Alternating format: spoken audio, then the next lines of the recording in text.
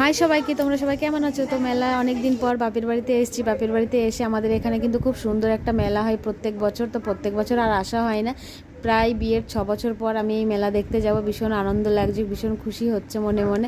তো সবাইকে নিয়ে চলে গেছি মেলায়। তো এই যে বসে আছে, এটা হচ্ছে বোনের শ্বশুর বাড়ি। তো কি একটা দরকারে বেশ ঘরের মধ্যে গেছে, তো আমরা বাইরে সবাই ওয়েট করছি।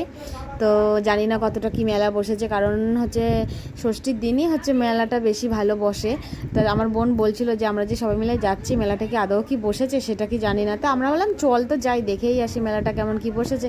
তো সত্যি কথা কি বলবো, মনটা ভীষণ খারাপও হয়ে গেছে, হাসিও পাচ্ছে, রাগ হচ্ছে, সবটা মিলেমিশে হচ্ছে। মেলায় গেছি তো দেখি সমস্ত দোকান অলরেডি বসে গেছে, কিন্তু কোনো দোকান খোলেনি। খুব একটা হাতে গোনা 3-4টে দোকান খুলেছে। তো সেগুলোই অগত্য, সেগুলো একটু ঘুরে ঘুরে দেখলাম, একটু কিছু খেলাম, ছেলে মেয়েদেরকে খাওয়ালাম। তারপরে মনের দুঃখে বাড়িতে চলে এলাম। অন্য আর একদিন যাবো, সেদিনকে তোমাদের ভালো করে দেখাবো।